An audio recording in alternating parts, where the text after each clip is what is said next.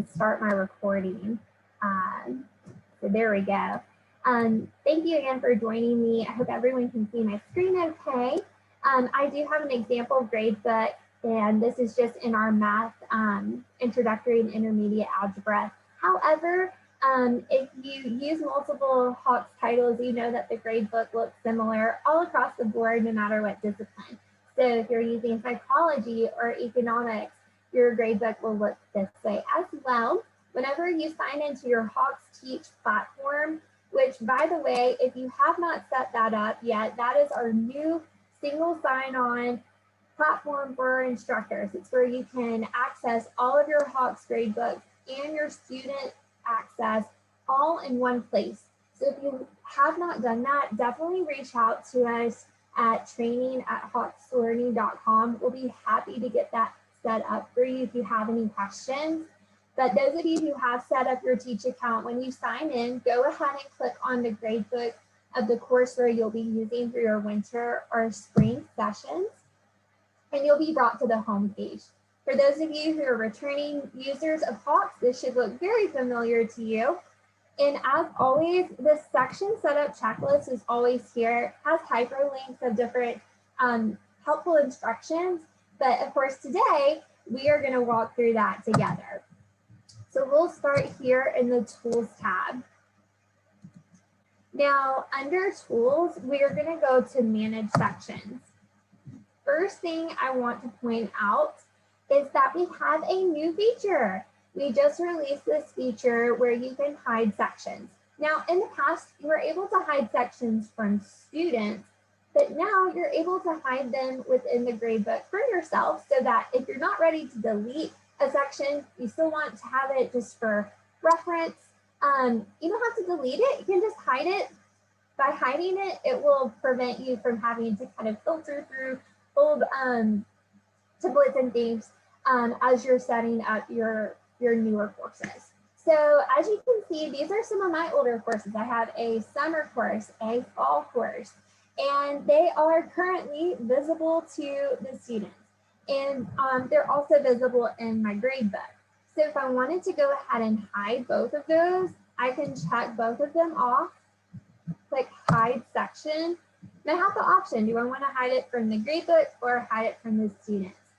So I'll go ahead and hide it from the grade book here. And that goes ahead and hides it from the students as well.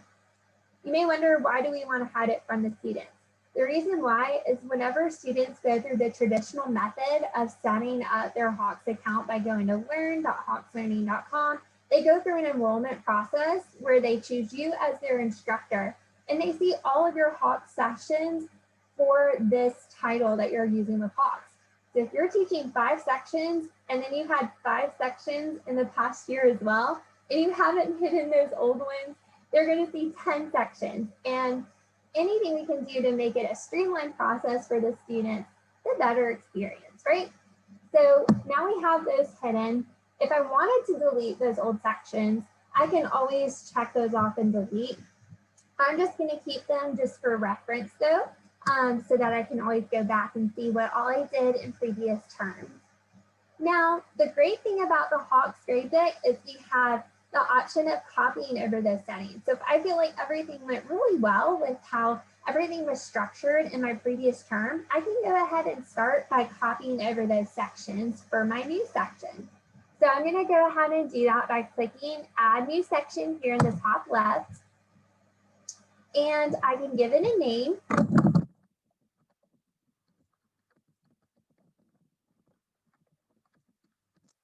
can't believe it's going to be 2021. And I can enter my section, meeting time, my start and end date. We do want to have a start and end date because this essentially creates bookends for our course.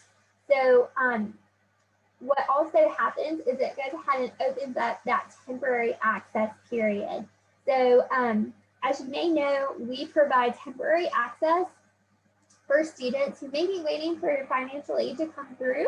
That way they can go ahead and get started on day 1. They don't have to wait, and any work that they've completed in that temporary period will go ahead and pull over when they activate their account to that permanent status.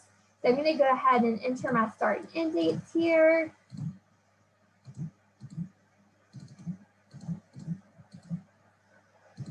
Something I want to mention are these additional features underneath the dates.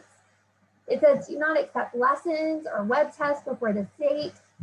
So I do recommend going ahead and checking these off, as well as lessons will not be accepted or web tests after this date. The reason why, if you're a returning user, you may have returning students possibly. Maybe they took an incomplete, or maybe they're coming back into the course. We have lifetime access. It's a wonderful feature for the students. But if they're restarting the course, you're going to want to make sure they have a fresh start. That's going to prevent them from having any of their previous course materials or homework rather pull over as they start the new section. So I definitely recommend checking those off. And then by default, our time of day lessons are due, just as a reminder, is at midnight. So you can always change that in accordance to your syllabus here. And then you can see those visibility settings as well. So if you want to go ahead and set this up and start working on it, and you don't want the students to see it quite yet, you can go ahead and hide from the students. Now, earlier I mentioned copying over our previous settings. So we can do that by using this gray box here. I can apply the following sections assignments and settings to the new section. And here I can choose any section I would like. And that would pull over my previous template that I've used. Now I am going to go ahead and save changes for what I have now, and we'll work through creating the section from scratch, just so that any new users who may want a refresher, we can walk through that together. So back underneath the Tools tab, something I always like to point out, and some of my returning users may already know about this, but maybe not. But I've just heard so many great things that instructors say, such great feedback about this feature that I can't help but mention it to you guys. And that is under Tools, our communications. If I click on communications, I can see this little bell, reminders. As I click on reminders, this gives me the option to create automatic assignment reminders that will go out to the students. What you can see here on this page is a template. You're going to see template trends all throughout the gradebook because we do that to make it easier for you to copy over settings from term to term. So you can see previous templates that I've assigned here. I'll go ahead and just assign one here that I've created in the past. I'll click Save Changes. And I'm just going to click into my section so you can see what that looks like. So I can choose to send a reminder 2 days before a certification is due. Everything in this message body will auto-populate what's in brackets, that pertinent information. So student's first name, the due date, the lesson. I can also enable this for the homework and the web test and other assignments as well. So all of this is customizable to you, but any work that you do here up front will really pay off. You don't have to touch this template again until next time it's ready to set up for another course, and all of this will automatically go out. Instructors that I work with who use this say that their students really appreciate it, and they do see it as coming directly from the instructor, and they'll usually reply saying, oh, thank you for letting me know. I'm definitely going to work on my homework this evening. Going back to tools, just as a reminder, this is also where you can adjust different settings in your gradebook display options. I am going to go ahead and go to the grade settings. And under grade settings, I want to take a look at the assignment groups together. As I click on assignment groups, you can see that we have different groups. These are just pulling from previous sections that I've created. The default is actually going to be lessons, quizzes, and tests, just because that's what we see instructors use the most when setting this part of the gradebook up. You can rearrange, add new groups. So let's say you wanted to have a bonus category. You can create a new group, put certain assignments into that category, and then mark it as bonus here. You can set up the weight according to your syllabus as well. And then this lessons category, as you assign the homework lessons that Hawks has created, those will automatically fall under this lesson. You can keep track as it tallies those here. I'm going to go ahead and go back to grade settings. I wanted to mention another area, which is the lesson length penalty. So by default, we do not have a late penalty set up for our instructors. This is all really customizable to you. So if you don't set up the late penalty, the students will get that full 100 once they reach that certification status, whether it's on time, the day that you assigned it, or maybe a week later. If that's fine for you, you don't have to worry about getting to this button. But if you want to set up a late penalty, you can click here. And again, you see that template trend. You can pull from previous templates that you have set up. So for example, here's one that I used in the summer. I'm going to go ahead and save that.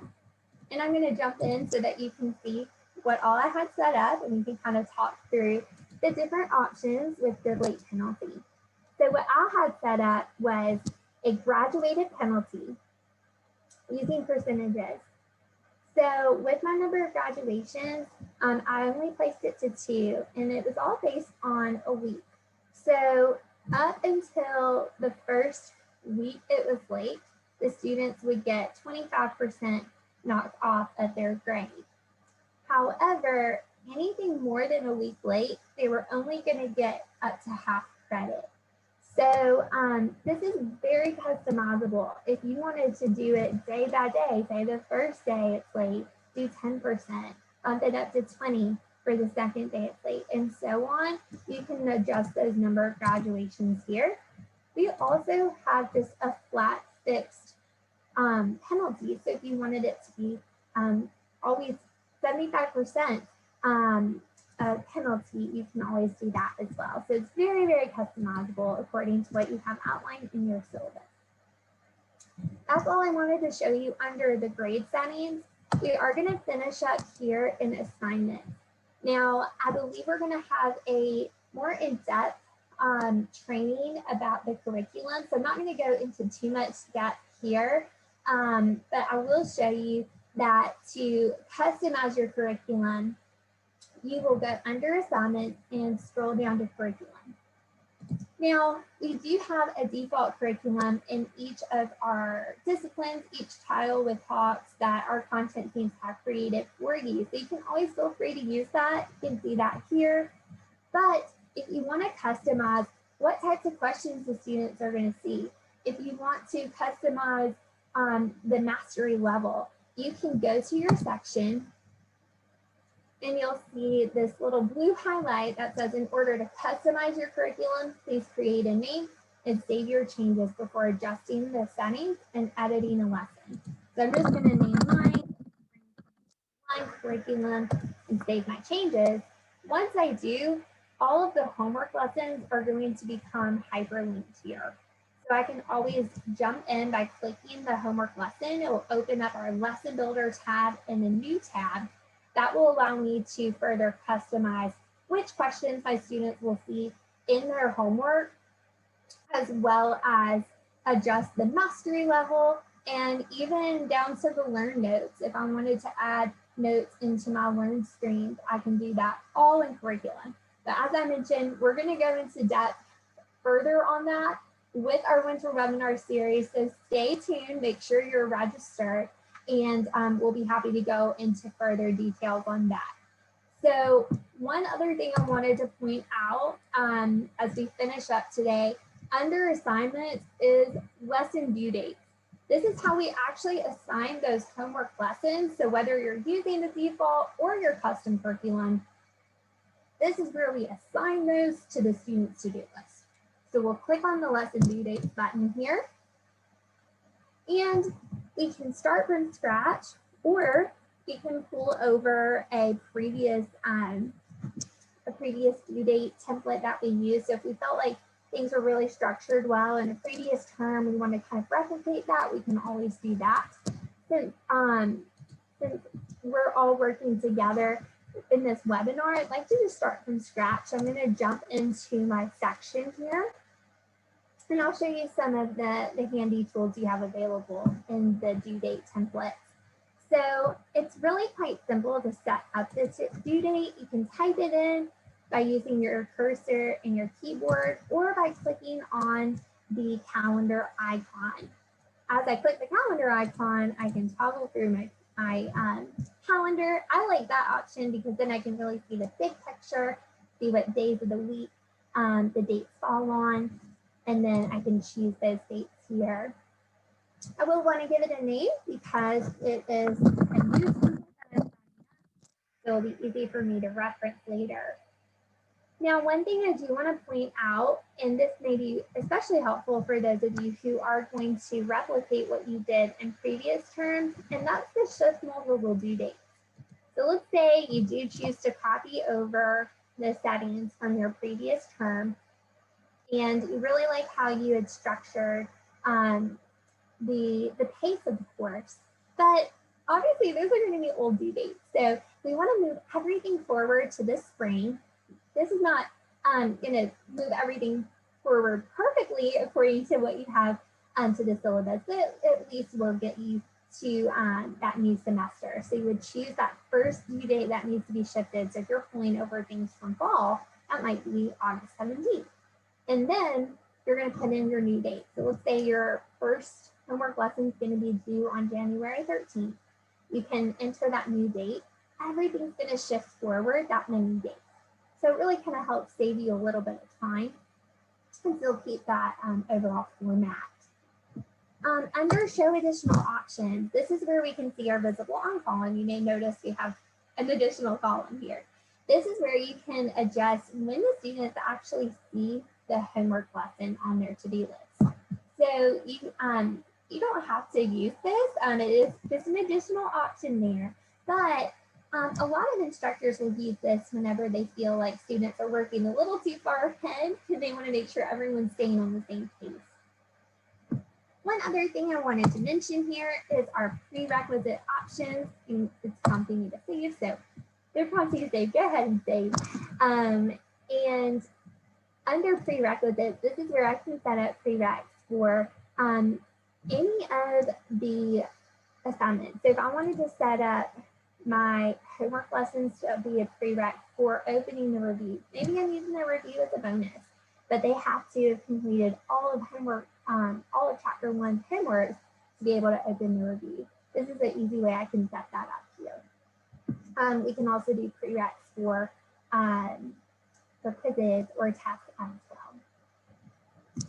And then finally, going back to the assignments, again, not going to jump into this here because we are really just focusing on the basics, but really just to plug for a future webinar series, you would create your quizzes and tests in the web test area. So this is where you can create those additional assignments. We will be covering that in more depth later with our winter webinar training series, so definitely stay tuned. While my cursor is hanging out there in the web test area, you may have noticed that it had a little pop-up.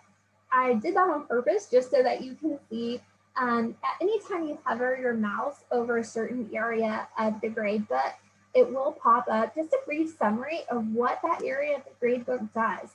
So that's really helpful, especially if you are newer to Hawks. I can't stress enough to reach out to us. We're happy to help, but maybe you're going through the gradebook and you can't quite remember what this report does or this function does. That's a really easy way just to see a big picture of what these tools do. I am going to go ahead and look at the question and answer box here. And let's see. So I'm not seeing anything under assignment groups. How can I change that? Let's see. And then I will reach out to you about that. And just as a reminder with assignment groups, I'm going to go back there with grade settings. You can always create a new group here. It could be that your homework lessons are not set as a percentage of the grade, you can adjust that by going to grade settings and grading options and making sure that under weighted averages, assignments and assignment groups are worth a certain percentage of the student's overall grades. So go ahead and check that out. Let me know if that helps any. And I'm going to just jot a quick note down so I can reach out to you after our training. Thank you for sending that in the group chat. Just so reading these. Okay.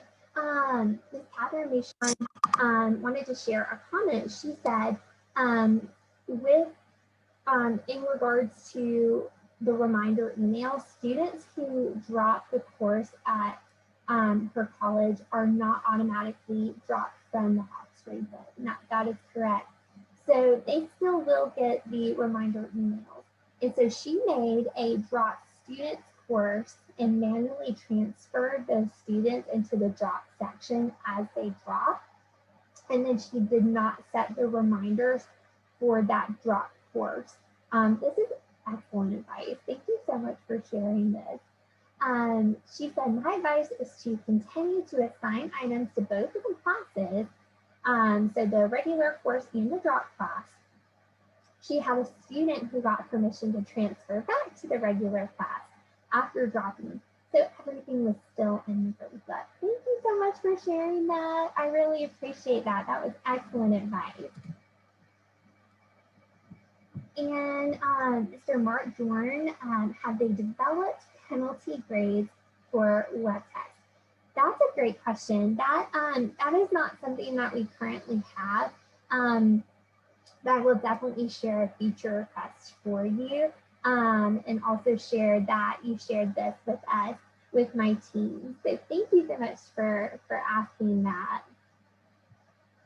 One thing, I don't want to get ahead of myself because, again, we're going to have a in-depth training on web tests, but something I just can't help but share because I'm excited about it.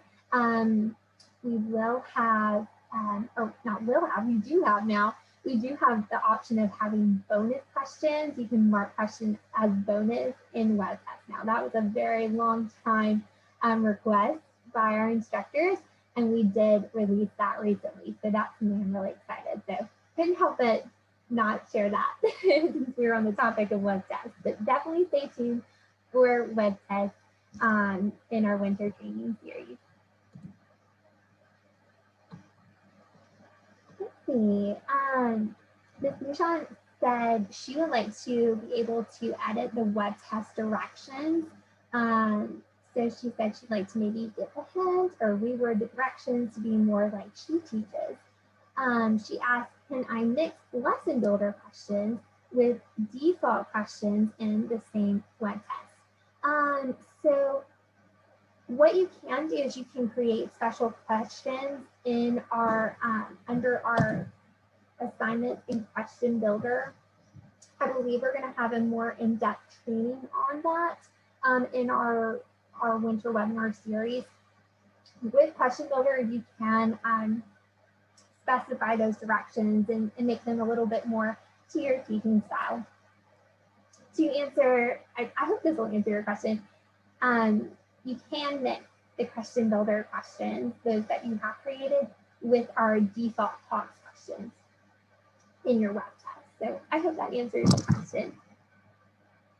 Oh, and I just saw your message. You said you'll ask your web test question at the other webinar. That's okay. But yeah, go ahead and ask that because I'm sure there'll be other attendees who have the same question. So that would be a great one just to bring that to you.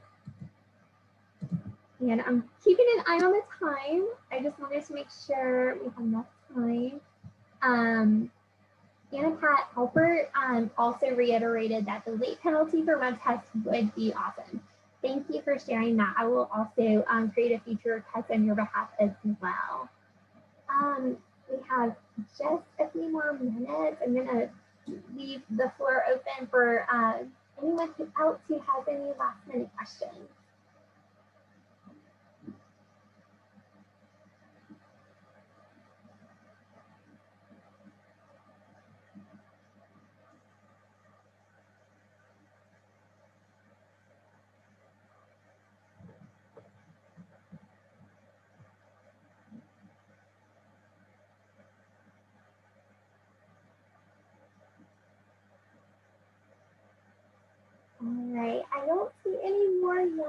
coming in. Now, if you have any questions as you walk away from the webinar, always feel free to email those. We have the email. You should see it on the Zoom underneath my little box. training@hollisplanning.com. You can send those questions over. We'll be happy to help, or you can reach out to directly to your training and support representative at your school, and we'll be happy to assist. But I really appreciate your time. I know this is such a busy time of year between finals and getting ready for the holidays. So I just so appreciate your time, and I hope that all of you have a safe and wonderful holiday season with your friends and family. And we look forward to another successful semester with you all. Thanks, everybody.